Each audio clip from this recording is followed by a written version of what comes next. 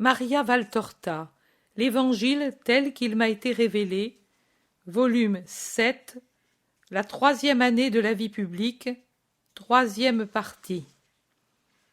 Chapitre 156. Dans la maison de campagne de Chouza, au-delà du Jourdain. Sur l'autre rive, au sortir d'un pont, déjà attend un char couvert. « Monte, maître, tu ne te fatigueras pas, malgré la longueur du trajet, pas tellement à cause de la durée du parcours, que parce que j'ai commandé de tenir toujours ici, tout près, des paires de bœufs, pour ne pas porter ombrage aux hôtes plus respectueux de la loi. Il faut les plaindre. » « Mais où sont-ils » ?»« Ils nous ont précédés sur d'autres chars.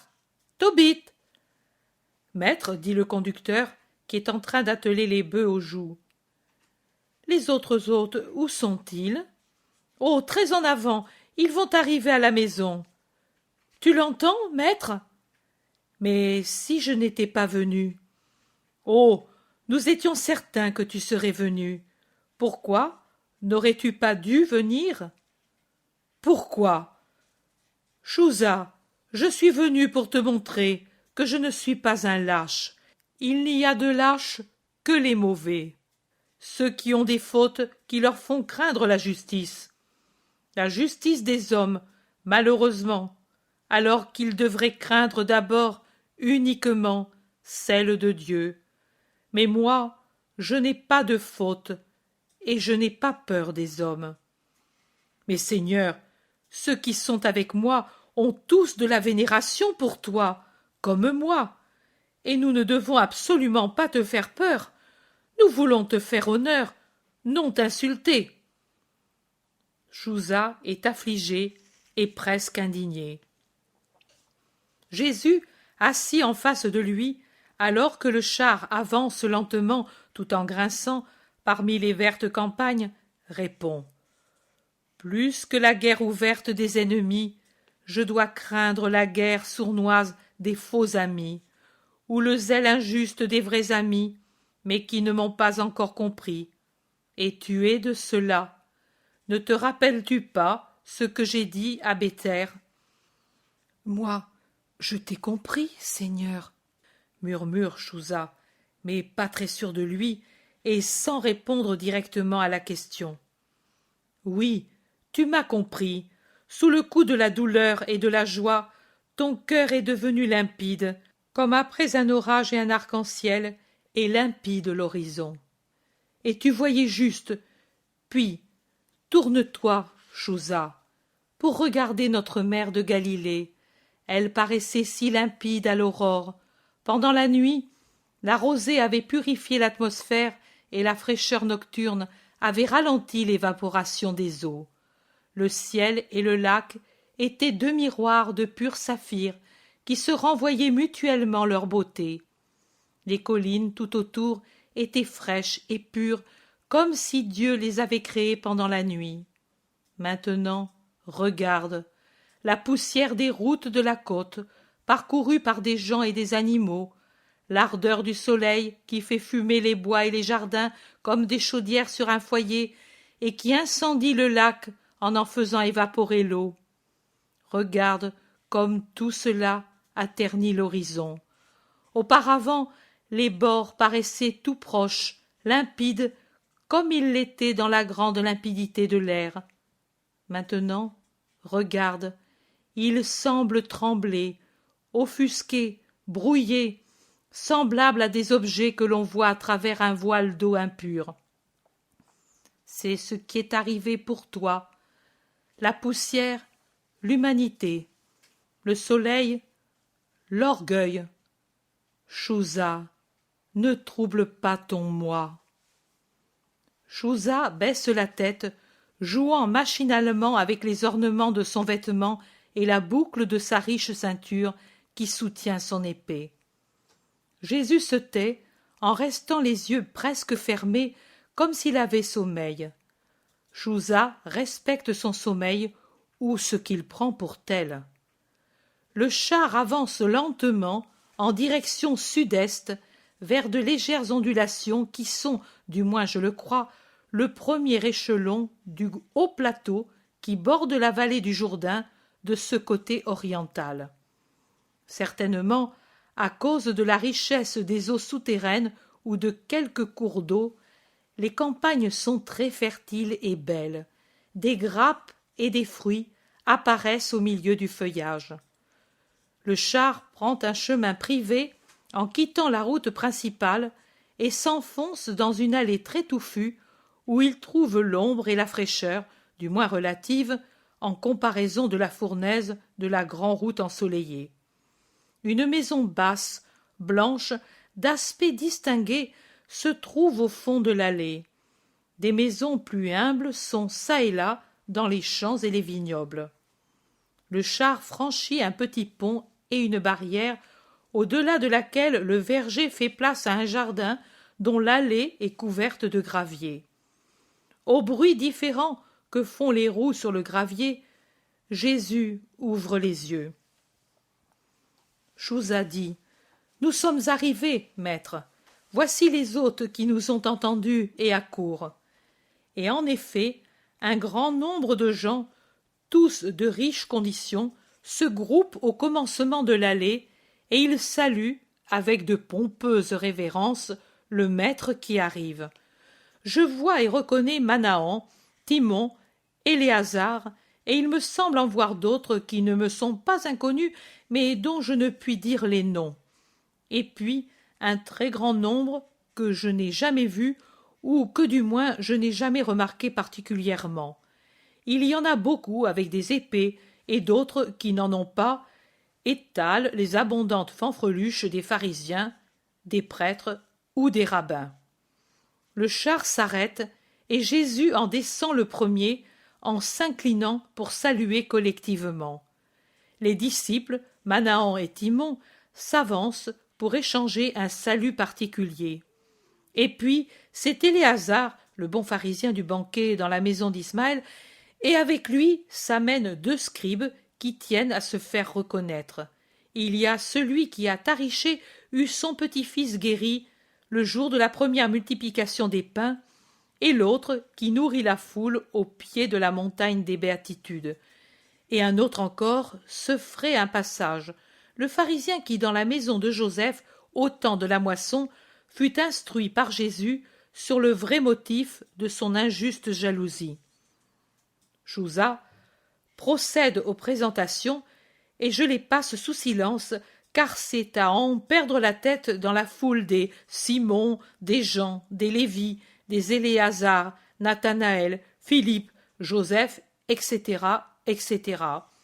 Les Sadducéens, les scribes, les prêtres, des Hérodiens en grand nombre, et même je devrais dire que ces derniers sont les plus nombreux, et une poignée de prosélytes et de pharisiens, 2 sanédristes et 4 chefs de synagogue, et, perdu je ne sais comment dans cette foule, un Essénien. Jésus s'incline à chaque nom, regardant intensément chaque visage et esquissant parfois un léger sourire, comme quand quelqu'un, pour préciser son identité, spécifie quelque fait qu'il a mis en rapport avec Jésus. C'est ainsi qu'un certain Joachim de Bosra lui dit: « Ma femme Marie a été guérie de la lèpre par toi. Sois béni. » Et l'Essénien: « Je t'ai entendu quand tu as parlé près de Jéricho, et un de nos frères a quitté les rives de la mer Salée pour te suivre. Et j'ai encore entendu parler de toi à propos du miracle d'Élisée dans Gaddi. Sur ces terres, nous vivons purs en attendant. » Qu'attendent-ils, je ne sais. Je sais qu'en le disant, cet homme regarde avec un air de supériorité un peu exalté les autres qui ne jouent certainement pas aux mystiques, mais qui, pour la plupart, paraissent jouir allègrement du bien-être que leur situation leur permet. Chouza soustrait son hôte aux cérémonies des salutations et le conduit dans une salle de bain confortable où il le laisse pour les ablutions d'usage, certainement agréable par cette chaleur, et il revient vers ses hôtes avec lesquels il parle avec animation, et ils en arrivent presque à une dispute à cause de la diversité des avis. Certains veulent commencer de suite le discours, Quel discours! D'autres, au contraire, proposent de ne pas assaillir tout de suite le maître, mais de commencer par le persuader de leur profond respect. C'est cet avis qui prévaut, car il a pour lui le plus grand nombre. Et Chouza, en qualité de maître de maison, appelle ses serviteurs pour commander un banquet qu'il ferait vers le soir pour laisser du temps à Jésus, qui est visiblement fatigué, de se reposer. Ce que tout le monde accepte, et quand Jésus revient, les hôtes prennent congé de lui en s'inclinant profondément, le laissant avec Chouza qui le conduit dans une pièce à l'ombre où se trouve une couchette basse couverte de riches tapis. Jésus, resté seul, confie à un serviteur ses sandales et son vêtement pour qu'il les dépoussière et enlève les traces des pérégrinations du jour précédent. Il ne dort pas, assis sur le bord de la couchette, les pieds nus sur la natte qui recouvre le pavé, avec la courte tunique ou sous-vêtement qui lui arrive aux coudes et aux genoux. Il pense intensément. Si l'habillement ainsi réduit le fait paraître plus jeune dans la splendide et parfaite harmonie de son corps viril, l'intensité de sa pensée, qui n'est certainement pas gaie, marque son front de rides et contracte son visage, en lui donnant une expression de douloureuse fatigue qui le vieillit. Aucun bruit dans la maison, personne dans la campagne où dans la lourde chaleur les grappes mûrissent. Les rideaux sombres qui pendent devant les portes et aux fenêtres n'ont pas la moindre ondulation. Ainsi passent les heures. La pénombre augmente avec le coucher du soleil, mais la chaleur persiste et aussi la méditation de Jésus. Enfin, la maison semble se réveiller. On entend des voix, des bruits de pas, des ordres. Chouza écarte doucement le rideau pour observer sans déranger Jésus. « Entre, je ne dors pas, » dit Jésus. Chouza entre. Il est déjà dans le vêtement d'apparat du banquet. Il regarde et il voit que la couchette ne semble pas avoir accueilli un corps. « Tu n'as pas dormi ? Pourquoi ? Tu es fatigué. » « J'ai reposé dans le silence et à l'ombre.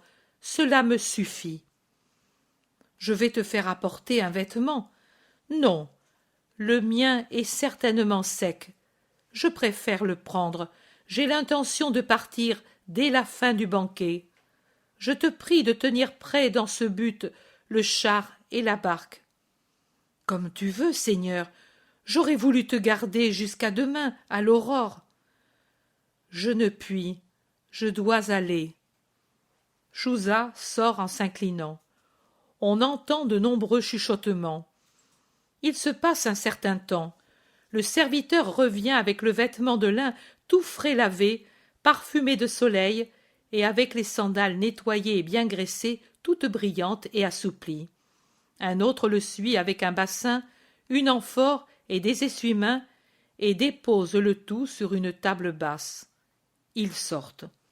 Jésus rejoint les hôtes dans l'atrium qui divise la maison du nord au sud, formant un lieu aéré et agréable, pourvu de sièges et orné de rideaux légers, multicolores, qui modifient la lumière sans gêner l'aération. Maintenant, tiré de côté, il laisse voir le cadre de verdure qui entoure la maison. Jésus est imposant. Bien qu'il n'ait pas dormi, il semble avoir pris des forces et sa démarche est celle d'un roi. Le lin du vêtement qu'il vient de mettre est très blanc et les cheveux, rendus lumineux par le bain du matin, brillent avec délicatesse, encadrant le visage de leur couleur dorée. « Viens, maître, nous n'attendions que toi, » dit Chouza, et il le conduit le premier dans la pièce où sont les tables. On s'assoit après la prière et une ablution supplémentaire pour les mains, et le repas commence, pompeux comme toujours, et silencieux au début. Puis, la glace se rompt. Jésus est voisin de Chouza, et de l'autre côté se trouve Manahan, avec comme compagnon Timon. Les autres sont placés par Chouza, avec son savoir-faire de courtisan, sur les côtés de la table en forme de U. Seuls l'Essénien a refusé obstinément de prendre part au banquet et de s'asseoir à la table commune avec les autres. Ce n'est que lorsqu'un serviteur, sur l'ordre de Chouza, lui offre un petit panier précieux rempli de fruits, qu'il accepte de s'asseoir devant une table basse, après je ne sais combien d'ablutions, et après avoir relevé les larges manches de son vêtement blanc, par crainte de les tacher, ou pour suivre un rite, je ne sais. C'est un banquet bizarre, où l'on communique plus par les regards que par les discours. Tout juste de brèves phrases de politesse, et l'on s'étudie réciproquement. Jésus étudie les convives, et eux l'étudient. Enfin, Chouza fait signe aux serviteurs de se retirer après avoir apporté de grands plateaux de fruits qui sont frais, pour avoir peut-être été conservés dans le puits, très beaux, je dirais presque glacés, avec ce givre qui caractérise les fruits conservés dans la glace. Les serviteurs sortent après avoir aussi allumé les lampes, inutiles pour l'instant, car il fait encore clair dans le long crépuscule d'été. Maître, commence Chouza, tu dois t'être demandé le pourquoi de cette réunion et du silence que nous observons, mais ce que nous devons te dire est très grave et ne doit pas être entendu par des oreilles imprudentes. Maintenant, nous sommes seuls et nous pouvons parler. Tu le vois, tous ont pour toi le plus grand respect. Tu es parmi des hommes qui te vénèrent comme homme et comme Messie. Ta justice, ta sagesse, les dons dont Dieu t'a donné la maîtrise, nous sont connus et nous les admirons. Tu es pour nous le Messie d'Israël, le Messie selon l'idée spirituelle et selon l'idée politique. Tu es l'attendu qui doit mettre fin à la douleur, à l'humiliation de tout un peuple, et non seulement de ce peuple renfermé dans les confins d'Israël, ou plutôt de la Palestine, mais pour le peuple d'Israël tout entier.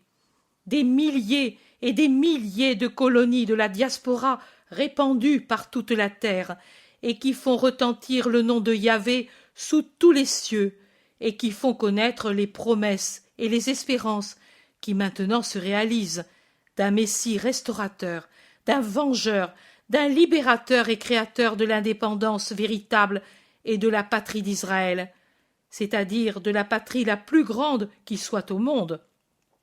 La patrie, reine et dominatrice, qui annule tout souvenir du passé et tout signe vivant d'esclavage.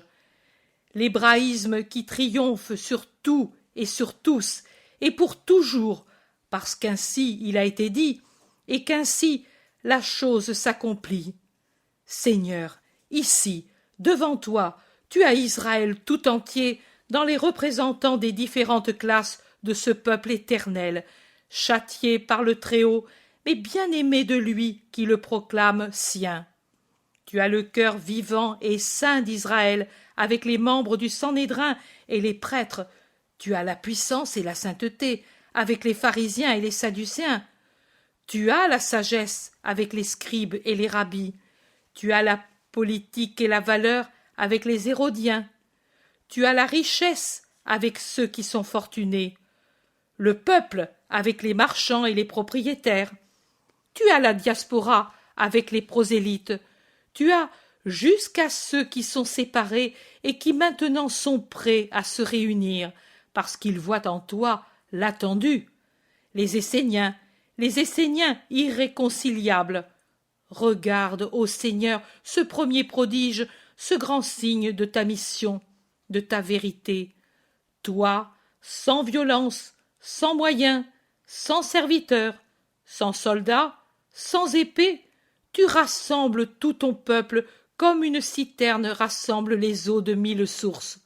Toi, presque sans parole, absolument sans ordre, tu nous réunis, nous, peuple divisé par les malheurs, les haines, des idées politiques et religieuses, et tu nous réconcilies. Ô prince de la paix, réjouis-toi d'avoir racheté et restauré avant même d'avoir pris le sceptre et la couronne. Ton royaume, Le royaume attendu d'Israël est né. Nos richesses, nos puissances, nos épées sont à tes pieds. Parle, commande, l'heure est venue. » Tous approuvent le discours de Chuza. Jésus, les bras croisés, se tait. « Tu ne parles pas, tu ne réponds pas, ô Seigneur. Peut-être la chose t'a étonné. Peut-être tu sens que tu n'es pas préparé, et tu doutes surtout qu'Israël soit préparé. Mais il n'en est pas ainsi. Écoute nos voix. Je parle, et avec moi Manahan, pour le palais royal. Il ne mérite plus d'exister. C'est l'opprobre et la pourriture d'Israël. C'est la tyrannie honteuse qui opprime le peuple et s'abaisse servilement pour flatter l'usurpateur. Son heure est venue. Lève-toi, ô étoile de Jacob, et mets en fuite ce cœur de crimes et de honte. Ici sont ceux qui, appelés Hérodiens, sont les ennemis des profanateurs du nom des Hérodes, sacrés pour eux. À vous la parole. Maître, je suis âgé, et je me rappelle ce qu'était la splendeur d'autrefois. Comme le nom Héros donné à une charogne puante, tel est le nom d'Hérode porté par des descendants dégénérés qui avilissent notre peuple. C'est le moment de répéter le geste qu'a fait plusieurs fois Israël quand des monarques indignes régnaient sur les souffrances du peuple. Toi seul es digne de faire ce geste. Jésus se tait. Maître, te semble-t-il que l'on puisse douter? Nous avons scruté les Écritures.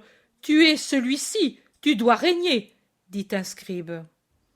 Tu dois être roi et prêtre, nouveau Néhémie, plus grand que lui. Tu dois venir et purifier.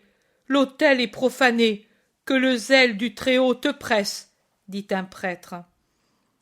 Beaucoup d'entre nous t'ont combattu, ceux qui craignent ton règne sage, mais le peuple est avec toi, et les meilleurs de nous avec le peuple.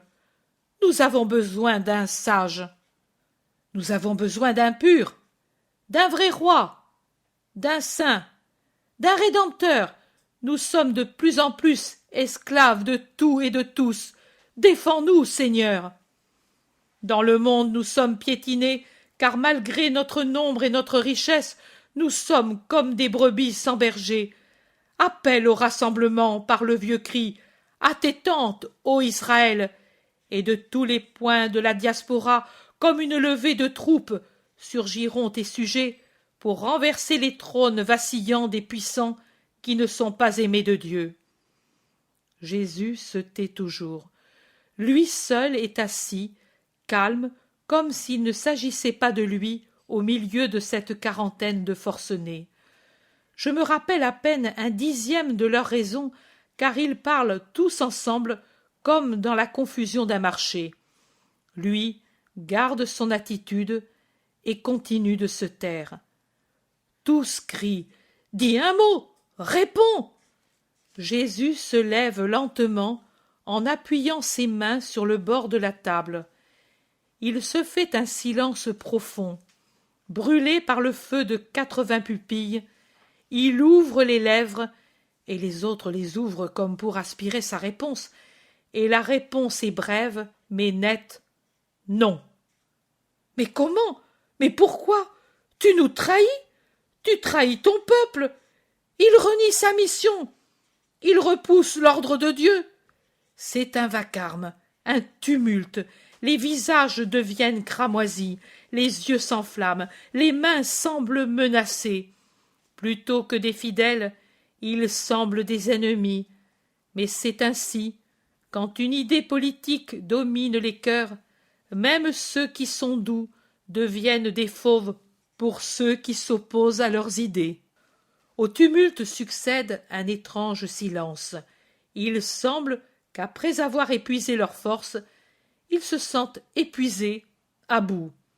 Ils se regardent en s'interrogeant, désolés, certains fâchés. Jésus promène son regard tout autour. Il dit « Je savais que c'était pour cela que vous me vouliez ici, et je savais l'inutilité de votre démarche. Chouza peut dire que je l'ai dit à Tariché.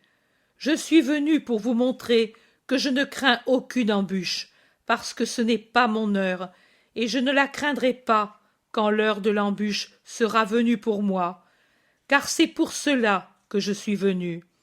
Et je suis venu pour vous persuader.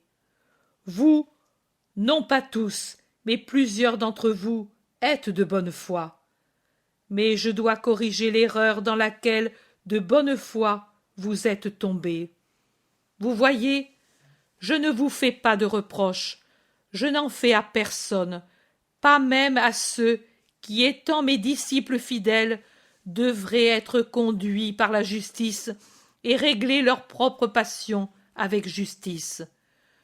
Je ne te fais pas de reproches, juste Timon, mais je te dis qu'au fond de ton amour qui veut m'honorer, il y a encore ton moi qui s'agite et rêve d'un temps meilleur, où tu pourras voir frapper ceux qui te frappèrent. Je ne te fais pas de reproches, Manahan, bien que tu montres que tu as oublié la sagesse et l'exemple tout spirituel que tu avais de moi, et auparavant du Baptiste. Mais je te dis qu'en toi aussi se trouve une racine d'humanité qui renaît après l'incendie de mon amour. Je ne te fais pas de reproches, Éléazar, homme juste, juste tant pour la vieille femme qu'on t'a laissée, juste toujours, mais pas maintenant. Et je ne te fais pas de reproches, Chouza, bien que je devrais le faire, parce qu'en toi, plus qu'en tous ceux qui de bonne foi veulent me faire roi, est vivant ton moi. Roi, oui, tu veux que je le sois. Il n'y a pas de piège dans ta parole. Tu ne viens pas pour me prendre en faute, pour me dénoncer au Sanhédrin, au roi, à Rome. Mais plus que par amour, tu crois n'agir que par amour. Mais cela n'est pas. Plus que par amour, tu agis pour te venger des offenses qui te sont venues du palais royal. Je suis ton hôte, et je devrais taire la vérité sur tes sentiments. Mais je suis la vérité en toutes choses, et je parle pour ton bien. Et il en est ainsi de toi, Joachim de Bosra, et de toi, scribe Jean, et de toi aussi, et de toi, et de toi, et de toi. Il montre celui-ci, celui-là, sans rancœur, mais avec tristesse, et il continue. Je ne vous fais pas de reproches, car je sais que ce n'est pas vous qui voulez cela spontanément. C'est l'embûche, c'est l'adversaire qui travaille, et vous êtes sans le savoir, vous êtes des instruments entre ses mains. Même l'amour, même de votre amour, ô Timon, ô Manahan, ô Joachim, ô vous qui réellement m'aimez, même de votre vénération, ô vous qui pressentez en moi le Rabbi parfait, même de cela, lui, le maudit, se sert pour nuire et me nuire. Mais moi, je vous dis à vous et à ceux qui n'ont pas vos sentiments et qui, avec des buts qui descendent de plus en plus bas jusqu'à la trahison et au crime, voudraient que j'accepte d'être roi. Je dis non. Mon royaume n'est pas de ce monde. Venez à moi pour que j'établisse mon royaume en vous, rien d'autre. Et maintenant, laissez-moi aller. Un des prêtres dit « Non, Seigneur, nous sommes bien décidés. Nous avons déjà mis en mouvement nos richesses, préparé des plans. Nous avons décidé de sortir de cette incertitude qui entretient l'inquiétude d'Israël et de laquelle profitent les autres pour lui nuire. On te dresse des embûches, c'est vrai. Tu as des ennemis au temple lui-même. Moi, l'un des anciens, je ne le nie pas. Mais pour y mettre fin, voilà ce qu'il faut. Ton onction, et nous sommes tout disposés à te la donner. Ce n'est pas la première fois qu'en Israël quelqu'un est ainsi proclamé roi pour mettre fin au malheur de la nation et aux discordes. Il y a ici quelqu'un qui, au nom de Dieu, peut le faire. Laisse-nous faire. Non, cela ne vous est pas permis. Vous n'en avez pas l'autorité. Le grand prêtre est le premier à le vouloir, même s'il ne semble pas. Il ne peut plus tolérer la situation actuelle de la domination romaine et le scandale royal. Ne mens pas, prêtre. Sur tes lèvres, le blasphème est doublement impur. Peut-être tu ne le sais pas, et tu te trompes, mais au temple, on ne le veut pas. Tu prends donc pour un mensonge notre affirmation? Oui, sinon pour vous tous, du moins pour beaucoup d'entre vous. Ne mentez pas, je suis la lumière, et j'éclaire les cœurs. Tu peux nous croire, crient les Hérodiens. Nous n'aimons pas Hérode Antipas, ni aucun autre. Non, vous n'aimez que vous-même, c'est vrai, et vous ne pouvez m'aimer. Je vous servirai de levier pour renverser le trône, pour ouvrir le chemin à un pouvoir plus puissant, et pour faire supporter au peuple une oppression plus mauvaise. Une tromperie pour moi, pour le peuple et pour vous-même. Quand vous auriez anéanti le roi, Rome vous anéantirait tous. Les prosélytes disent: Seigneur, dans les colonies de la diaspora, il y a des hommes prêts à s'insurger. Nous les soutenons de nos ressources. Et des miennes, et tout l'appui de l'Oranitide et de la Traconitide, crie l'homme de Bosra. Je sais ce que je dis. Nos montagnes peuvent nourrir une armée, et à l'abri des embûches, pour les lancer comme un vol d'aigle à ton service. La Pérée aussi, la Golanitide aussi, la vallée de Gaas avec toi. Et avec toi, les rives de la mer Salée, avec les nomades qui nous croient des dieux, si tu consens à t'unir à nous, crient les Séniens. Et ils continuent en un verbiage d'exaltés qui se perd dans le bruit. Les montagnards de la Judée sont de la race des rois courageux. Et ceux de la haute Galilée sont des héros de la trempe de Déborah. Même les femmes, même les enfants sont des héros. Tu nous crois peu nombreux? Nous sommes des troupes nombreuses. Le peuple est tout entier avec toi. Tu es le roi de la race de David, le Messie. C'est le cri sur les lèvres des sages et des ignorants, parce que c'est le cri des cœurs. Tes miracles, tes paroles, les signes. C'est une confusion que je ne réussis pas à suivre. Jésus, comme un rocher bien ferme, enveloppé par un tourbillon, ne bouge pas, ne réagit même pas. Il est impassible, et la ronde des prières, des supplications, des raisons continue. Tu nous déçois. Pourquoi veux-tu notre ruine? Tu veux n'agir que par toi-même? Tu ne peux. Mattathias Maccabée ne refusa pas l'aide des Assidéens, et Judas libéra Israël avec leur aide. Accepte. De temps à autre, les cris s'unissent sur ce mot. Jésus ne cède pas, ne cède pas, ne cède pas.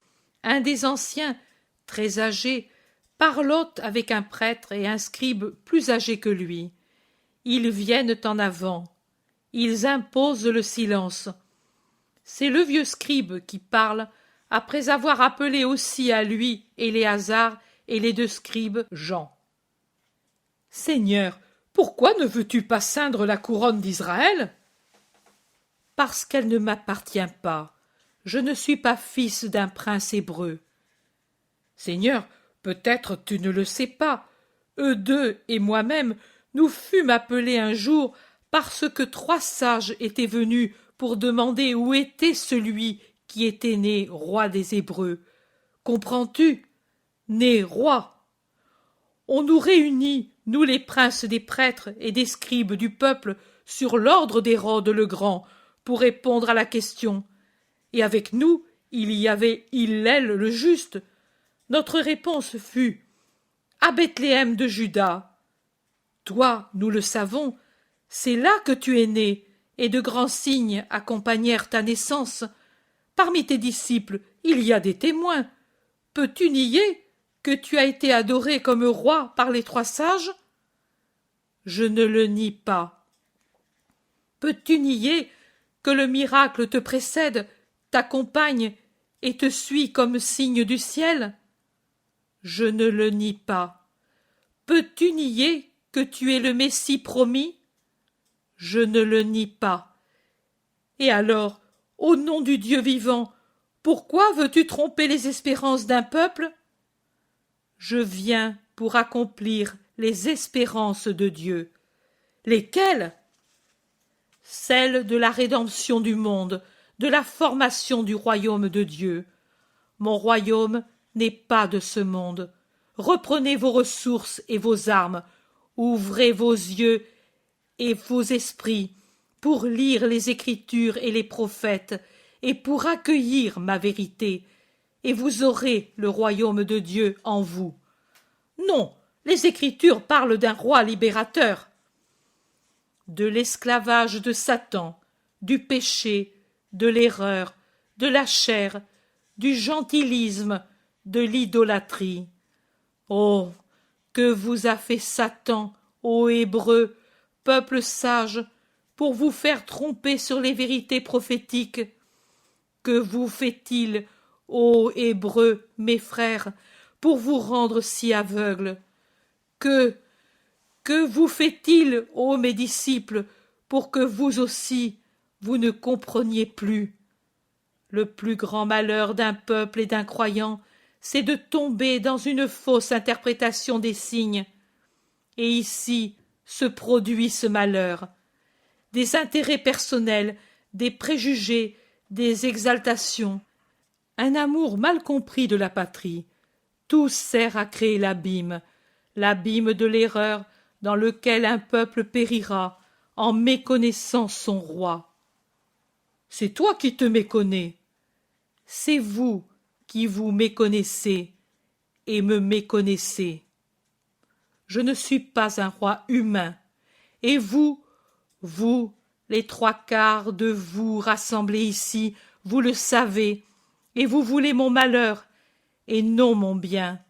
Vous le faites par rancœur, non par amour.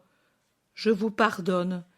Je dis à ceux qui ont le cœur droit, revenez à vous, ne soyez pas les serviteurs inconscients du mal. Laissez-moi aller.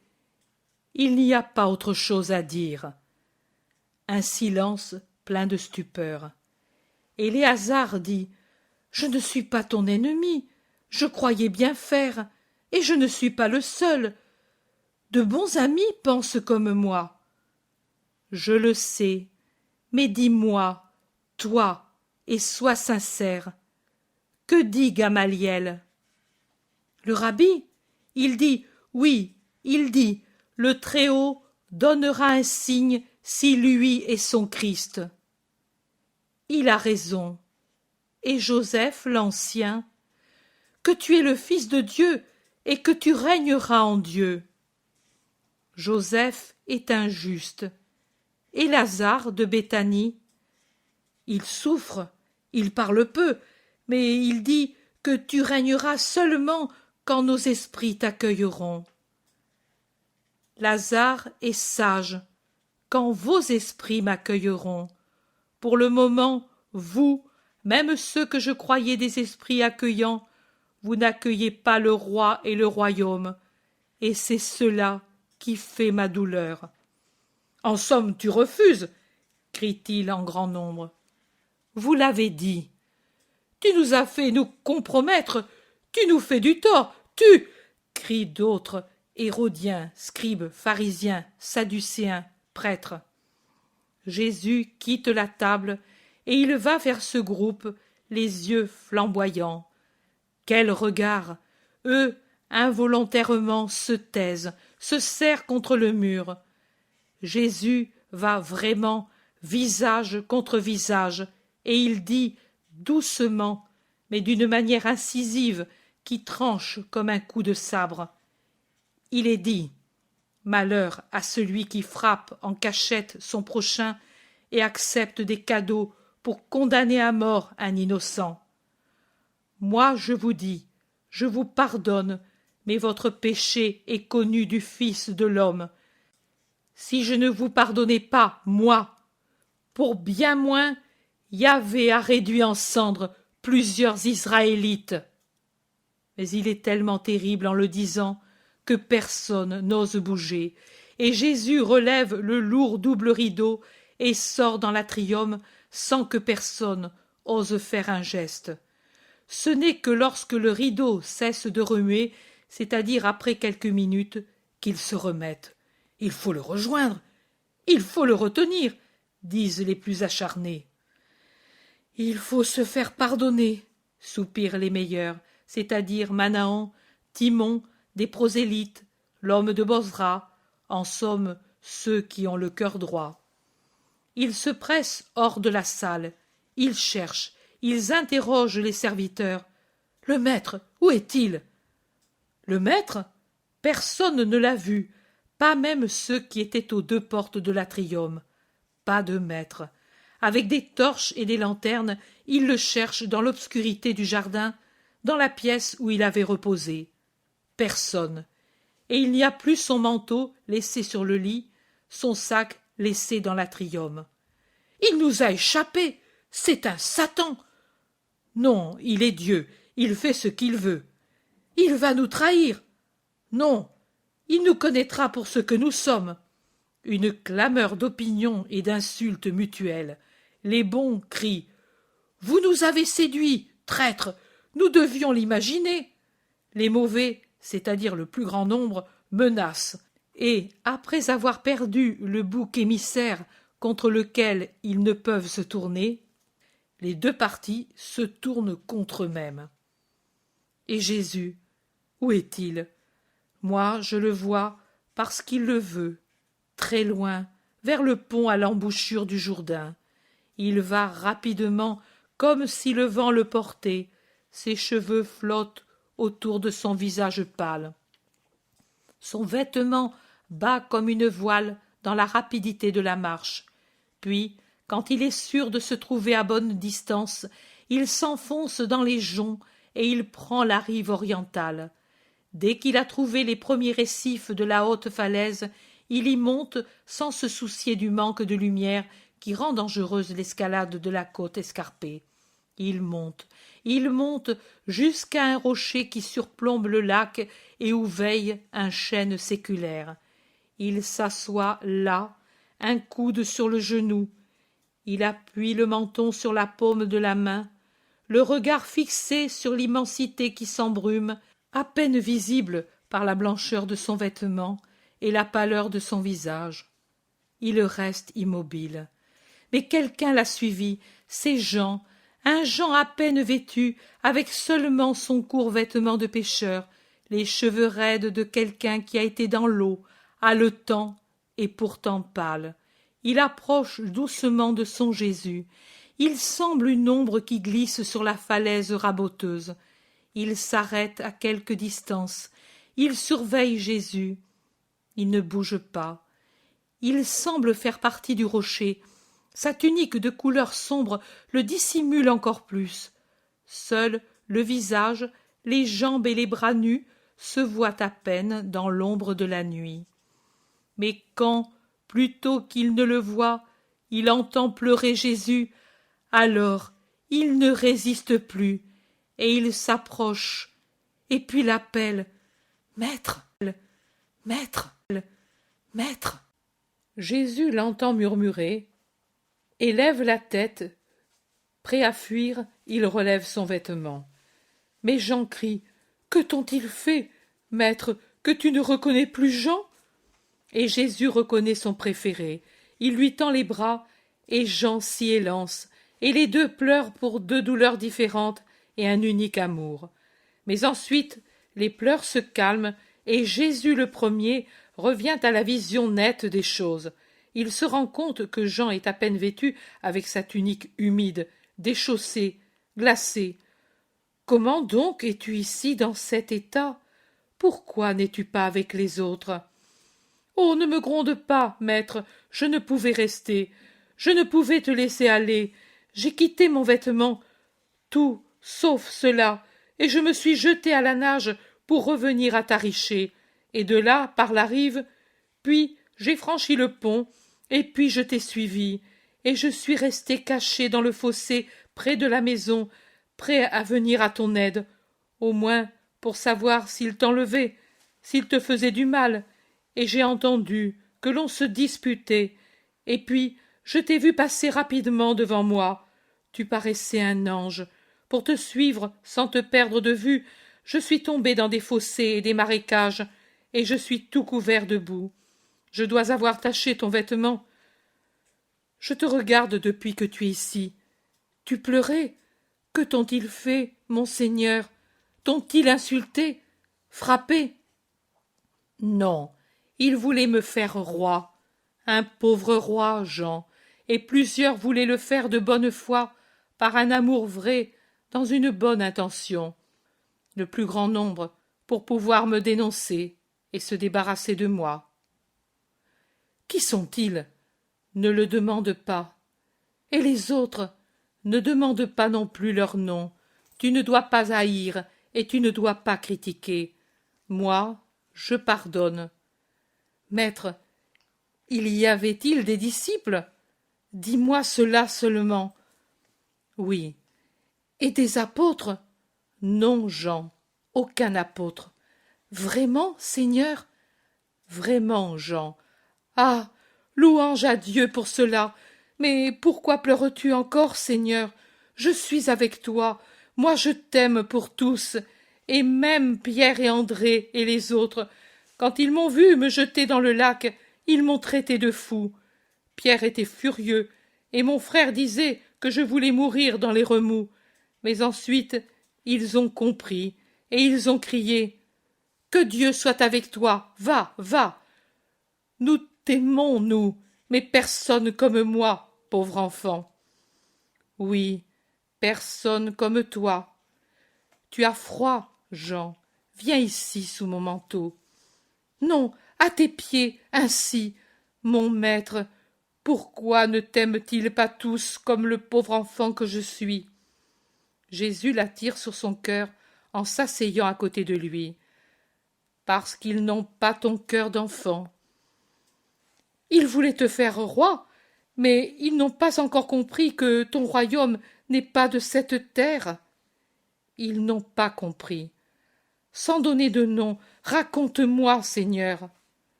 Mais tu ne diras pas ce que je t'ai dit? Si tu ne veux pas, Seigneur, je ne le dirai pas. Tu ne le diras que quand les hommes voudront me présenter comme un ordinaire chef populaire. Un jour, cela viendra. Tu seras là et tu diras « Lui n'a pas été un roi de la terre, parce qu'il ne l'a pas voulu, parce que son royaume n'était pas de ce monde. Lui était le Fils de Dieu, le Verbe incarné, et il ne pouvait pas accepter ce qui est terrestre. Il a voulu venir dans le monde et revêtir une chair pour racheter la chair et les âmes et le monde, mais il n'a pas voulu accepter les pompes du monde et les foyers du péché, et il n'a eu en lui rien de charnel ni de mondain. La lumière ne s'est pas enveloppée de ténèbres, l'infini n'a pas accueilli des choses finies, mais des créatures limitées par la chair et le péché, il a fait des créatures qui désormais lui ressembleraient davantage en amenant ceux qui croient en lui à la vraie royauté et en établissant son règne dans les cœurs avant de l'établir dans les cieux, où il sera complet et éternel avec tous ceux qui seront sauvés. Tu diras cela, Jean, à ceux qui ne voudront voir en moi qu'un homme, et à ceux qui ne verront en moi qu'un esprit, à ceux qui nieront que j'ai subi la tentation et la douleur. Tu diras aux hommes que le Rédempteur a pleuré, et que les hommes ont été rachetés aussi par mes larmes. Oui, Seigneur, comme tu souffres, Jésus. Comme je rachète, mais toi, tu me consoles de la souffrance. À l'aube, nous allons partir d'ici. Nous trouverons une barque. Me crois-tu si je te dis que nous pouvons aller sans rame? Je croirais même si tu disais que nous irons sans barque. Ils restent enlacés, enveloppés dans le seul manteau de Jésus, et Jean finit par s'endormir dans la tiédeur, fatigué comme un enfant dans les bras de sa maman.